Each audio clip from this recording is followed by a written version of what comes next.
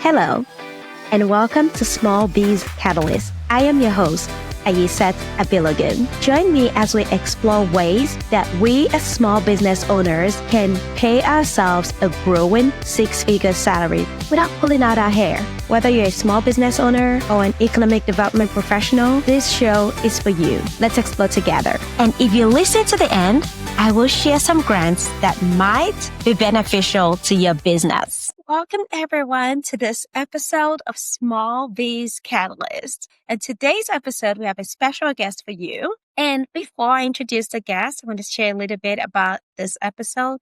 We're going to be talking about leadership and disruption. We'll explore ways that you can disrupt your leadership in order to grow your revenue. So here with me on this topic is Ted Santos. And Ted, I'm just going to let you introduce yourself so our audience know a little bit about you and what you do and why you are such an advocate of disruptive leadership. So thanks for having me. It's my pleasure to be here. And I look forward to a very engaging and I'll say counterintuitive conversation. So if you and I were in an elevator and they say your elevator pitch, I would start off saying that I am in the business of producing miracles. That's my job. I produce miracles with my clients. And by that, I'm saying CEOs, they hire me when they are looking to create a breakthrough and they are not sure how to do it with existing resources. So I work with them to create disruptive strategies that turn into either disruptive technology and or allow them to penetrate untapped markets. And then I work with them to transform corporate culture to ensure the culture doesn't sabotage that breakthrough initiative, because breakthroughs can often appear to be disruptive. They are not business as usual. And they are very distinct from improvements or incremental improvements or evolution. They're not necessarily revolution that, can be disorienting. They are transformative breakthroughs. So ultimately, I'm advising CEOs and other executives, and I've even advised vice presidents who have never been a president or CEO and advised them to become that. But, I primarily work with executives, but in smaller businesses, I've worked with the entire company, including the receptionist.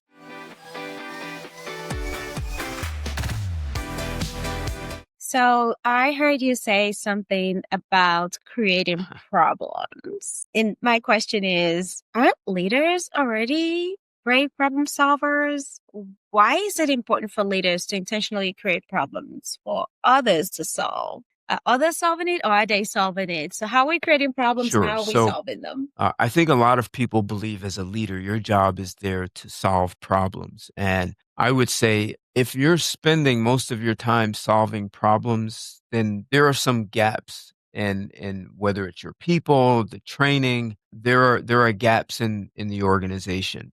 And so the job of a leader, of a CEO, is to intentionally create problems for the organization to solve. There are lots of examples, and one of my favorites is Steve Jobs. And if you could just imagine him saying, hey, I want you to put 1,000 songs on a portable listening device, and it should be really small, fit into your pocket. You shouldn't even know it's there, and it's never been done. So, at that time, people were still using the portable device called a Walkman or a Discman. Right, exactly. And people were happy with it. They were very happy with their Walkman. They cassette in and flip it over, and it was great. Or you put a disc in it. And here he's saying digital technology. So the MP3 player already existed. So what he did is said 1,000 songs on a listening device for continuing listening. And that became the iPod. And initially that would be disruptive because you have this company that makes these beautiful computers and laptops, and the advertising world love them. They're great for,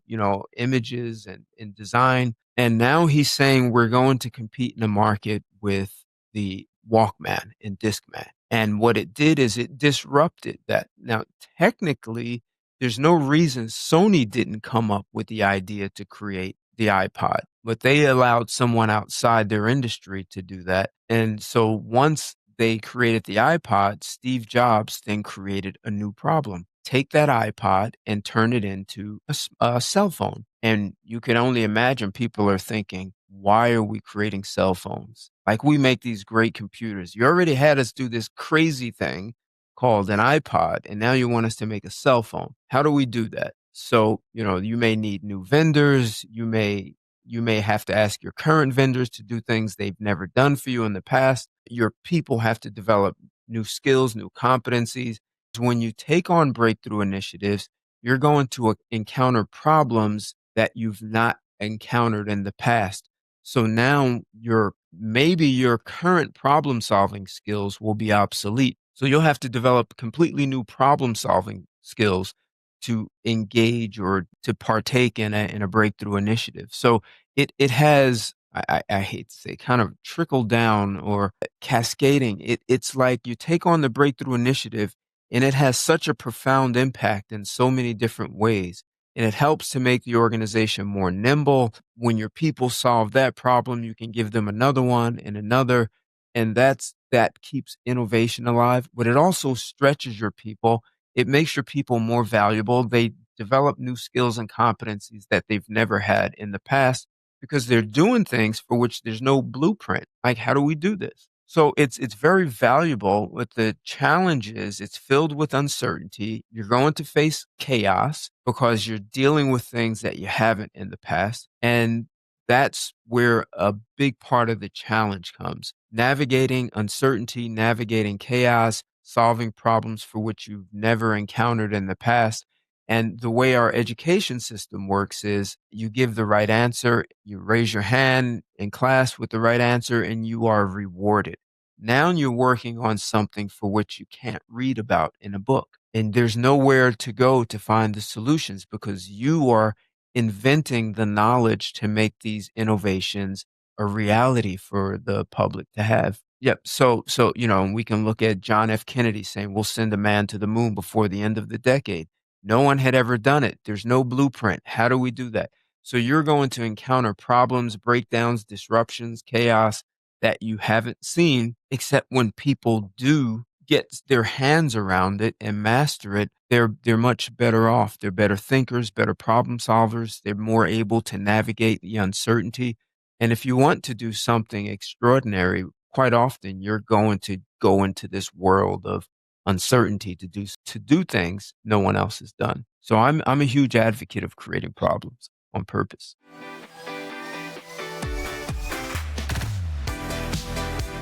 How can leaders bring out the best in their people as they're creating, problems or trying to solve problems that's never been solved before? You're sending a man to the moon, you're creating a new technology. And even today, a lot of business owners are trying to figure out how to create an edge for their business. How do I utilize AI to better serve my clients? How do I utilize AI to better improve my process? So what impact does that have on a team? And how can leaders bring out the best in their team through all of this, while you're flying and That's building a an good airplane way. at the You're same time? flying in building, repairing, augmenting it while you're in the air, right? So that's a great way to put it. So one of the things that I've seen be effective is to ask your people. So let me take a step back. The first thing you want to do as a leader is have pretty good knowledge of self and people. And you want to take an inventory of your people and understand who your people are, what they are capable of, and then not be afraid to ask them to do things they've never done. Now, people often have transferable skills, and I'll give you an example from myself. And it's my personal life in transferring it to my professional life. So when I was 21, I received a phone call that changed my life forever.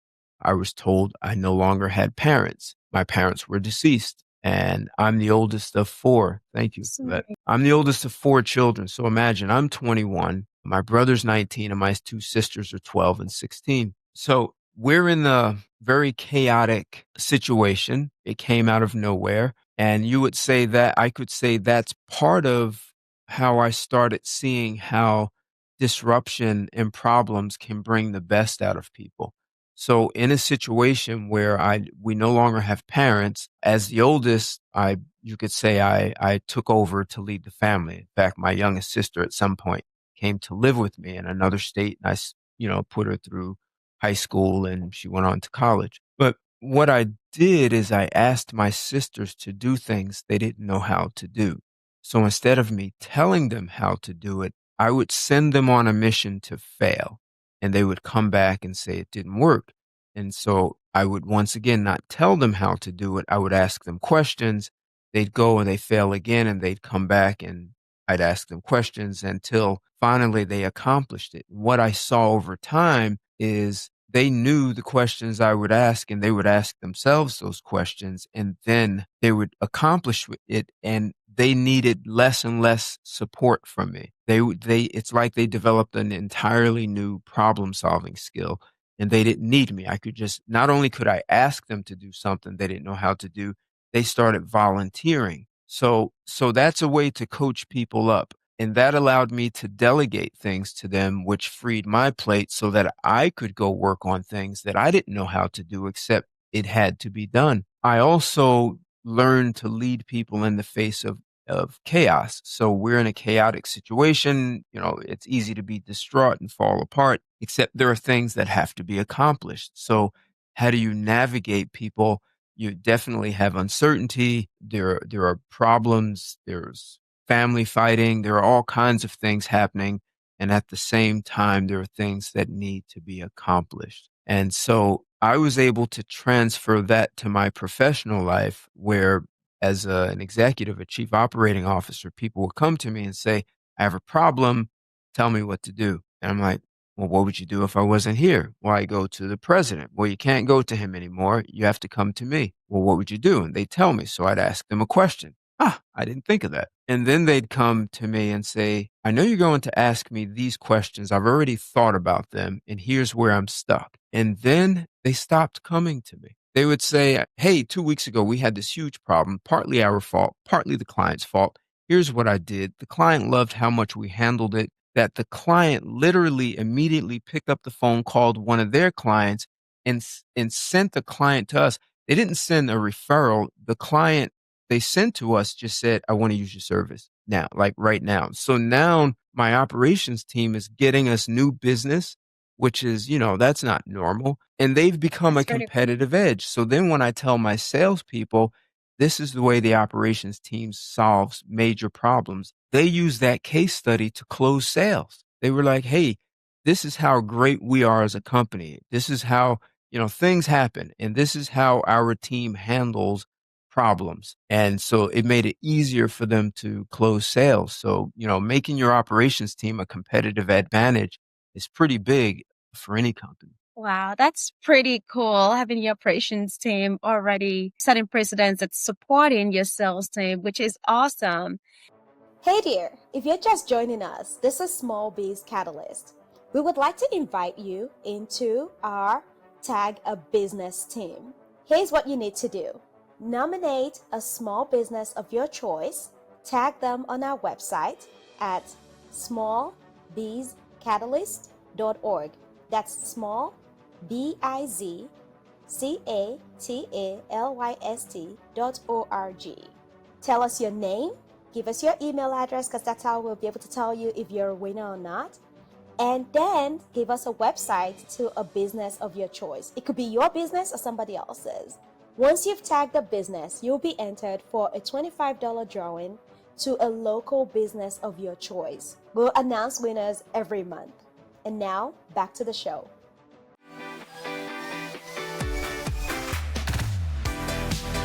I just wonder, as you run a company through a disruptive mindset, asking questions and making people process things that they otherwise wouldn't do on their own. Is there a mindset that comes with this? Because a few episodes ago, we had done something on mindset, and I'm just curious if there's a mindset that kind of supports or has to run in order for this to be That's successful. you used the word run. So I thought of a computer.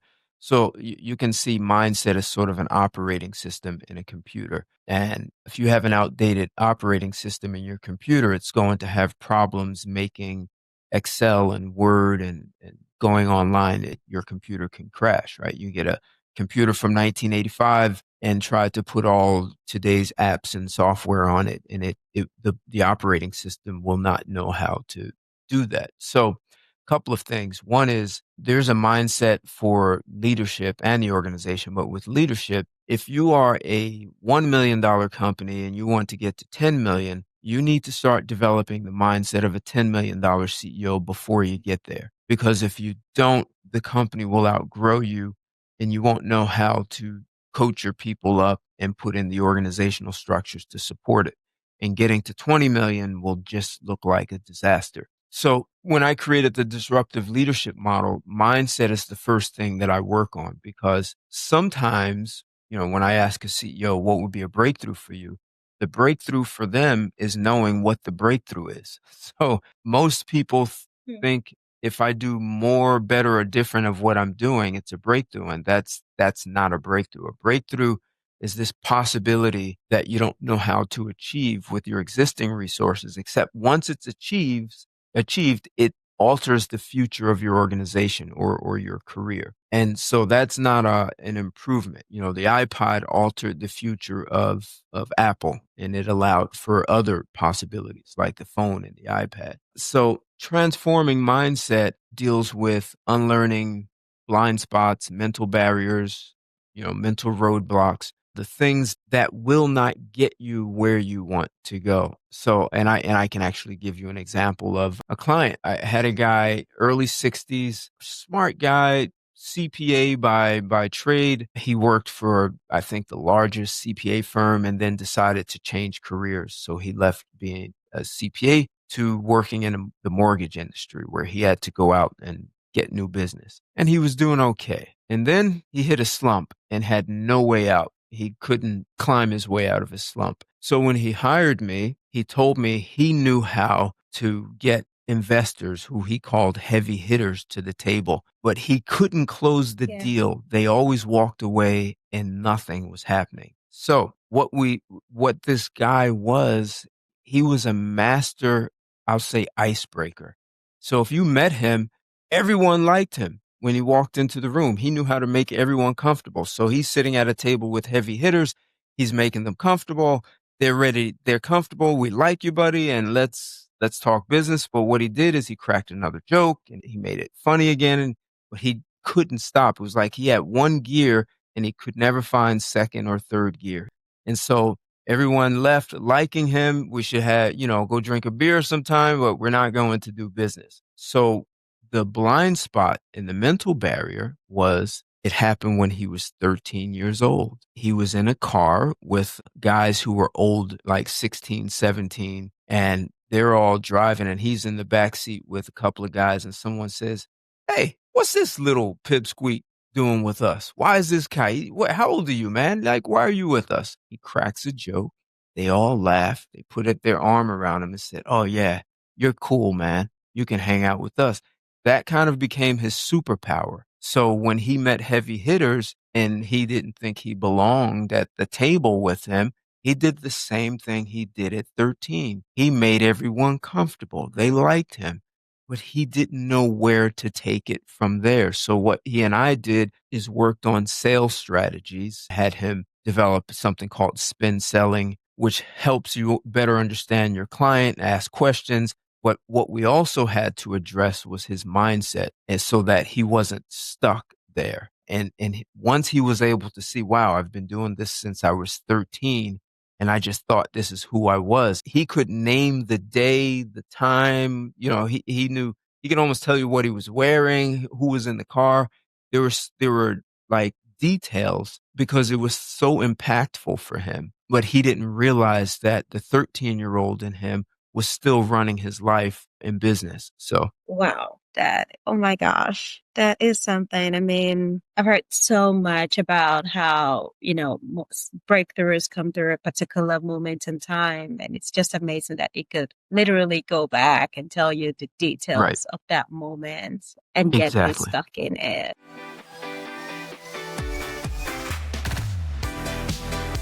Seeing how much work you've done to help people in leadership create breakthroughs in their business, what advice do you have for entrepreneurs Uh, today? I'd say one is don't be afraid to disrupt yourself. So, in that organization where I said the operations team became a competitive advantage, one day the president and I were talking. We were in his office. We walked down to the operations room and we're in the operations room. And the manager of operations turned around. He saw us, jumps out of his chair, and grabs the president and I by our arm and literally pushed us out the room and said, "Stay out. We don't need you guys in here anymore. You guys are good at something else. Leave us alone." So basically, we were obsolete for running operations. And when I started there, the president was in the operations room every day. There was no one at the helm of the ship. He was in that room making all the big decisions while his people kind of sat back and said, "Hey, let Mike make the decision. And if it's the right one, it's good. If it's the wrong one, we lose a client. Hey, it's his company. It's his problem. He lost the client, not me." And now they're saying, get out. So making yourself obsolete, it does a few things. It allows you to go out and focus on developing yourself and growing the business.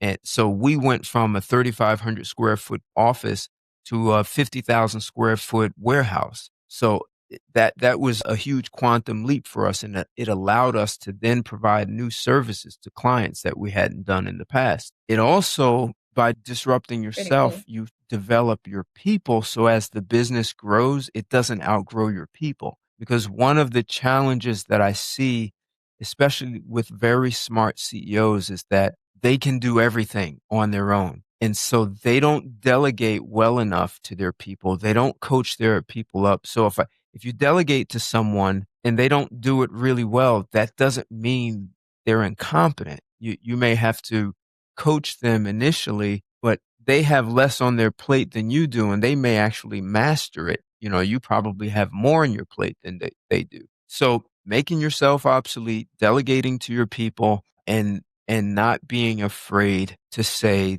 this is the future.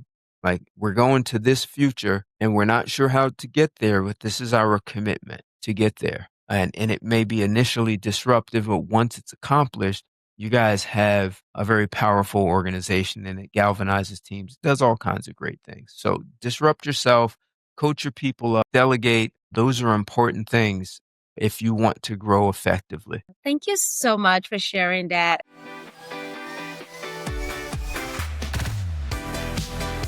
I learned a few things from this, and it honestly reminded me of an experience I had in my younger years. I remember working in an organization. It was a rapidly growing organization at that time. And I remember the owner just saying at every meeting, he wants to be the dumbest in the room. And, he doesn't want to be the smartest guy in the room. And I thought that was, for me, was kind of puzzling at first. You're a very smart guy. Like, what do you mean? But then I realized he wants to be the smartest at doing what he does best, but really wants to rely on the team to be the best at what they do. So if you are the janitor, you're the best at what you do. You're the most knowledgeable. You know exactly what we need to do.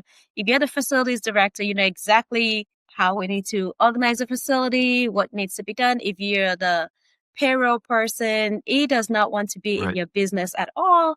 You are the smartest regarding everything payroll related, taxes, whatever. And if you were, on the team, on the professional service team, you had to be the best. If you're working in a particular state, Mm, you are the most knowledgeable right. about that state and all that it entails in order for us to serve the clients. And so it wasn't in the weeds, it was in the business and, you know, doing the things that he needed to do so that we could be successful as a team. And that company has grown several times over Wow. since that time. And, used to be a small regional firm and they were quickly Wow. growing across the nation. So that was I guess that would be a disruptive experience in a way, a kind of disruptive thinking, saying, I'm not the best at this. You be the best. You Right. solve that problem, and you be the best at solving that problem while I'm the best at,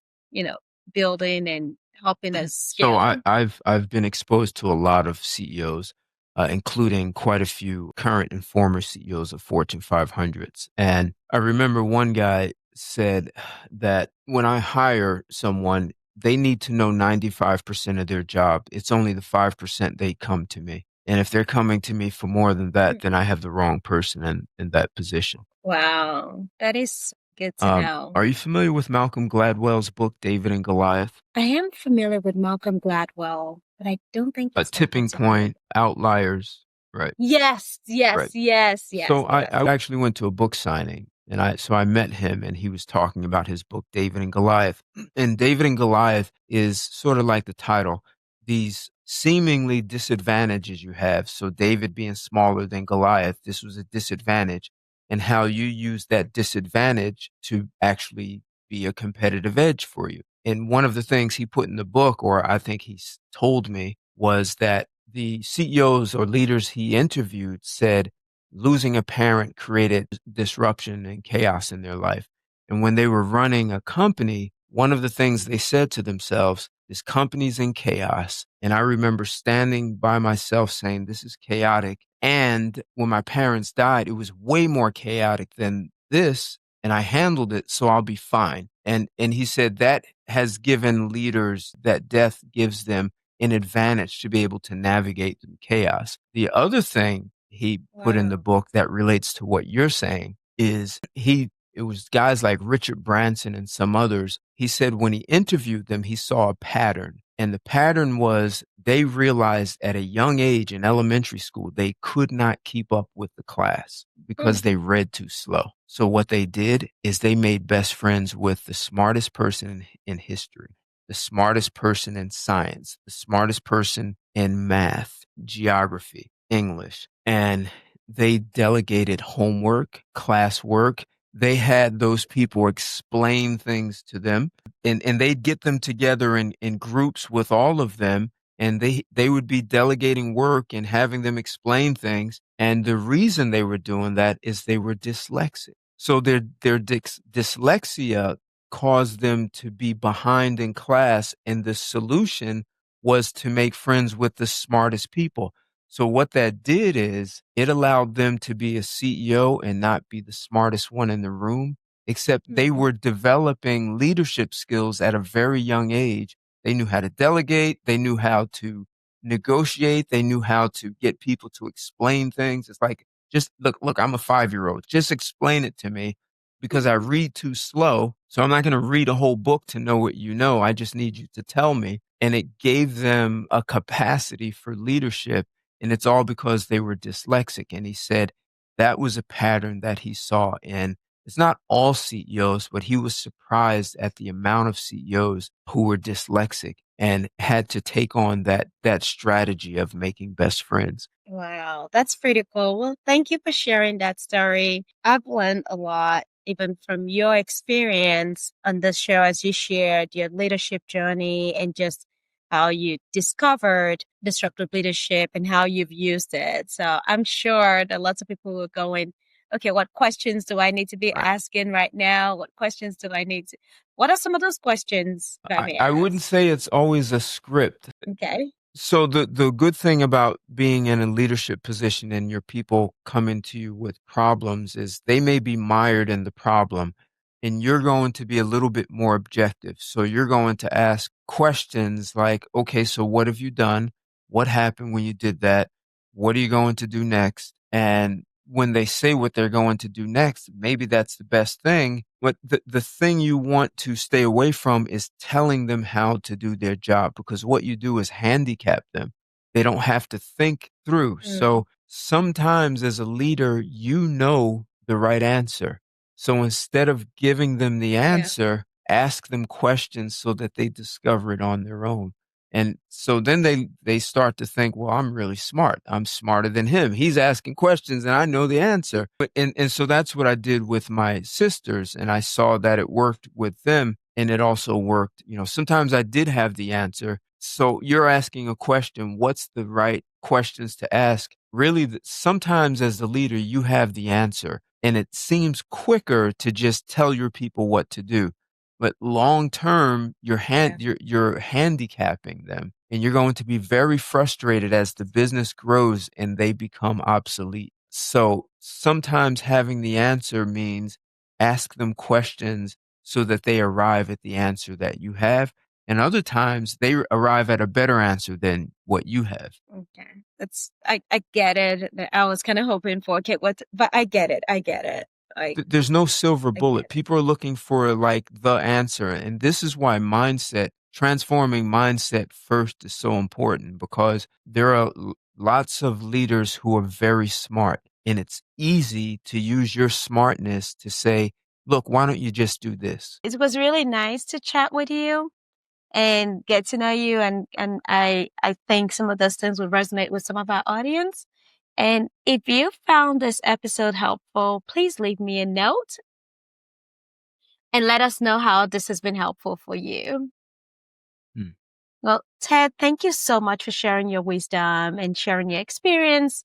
And we really have enjoyed having you on this show Well, today. thank you. It's been a pleasure to be here. And now for the grant section. Today's grant announcement is from NBA Foundation. The grant program funds things like youth development, youth programs, employment, economic development, job-related, and business grants. It's applicable in states like Arizona, California, Colorado, DC, Florida, Georgia, Illinois, Louisiana, Massachusetts, Michigan, Minnesota, New York, North Carolina, Ohio, Oklahoma, Oregon, Pennsylvania, Tennessee, Texas, Utah, and Wisconsin. The grant amount, a maximum grant request has not been noted, but the minimum request is $25,000. To be eligible, you have to be a 501c3 or T3010 if operating in Canada. You should have a current IRS from 990 or 990 Easy from the most recent fiscal year. You should focus on projects or programs on college attainment, career readiness, job training, youth development, school to career pathways,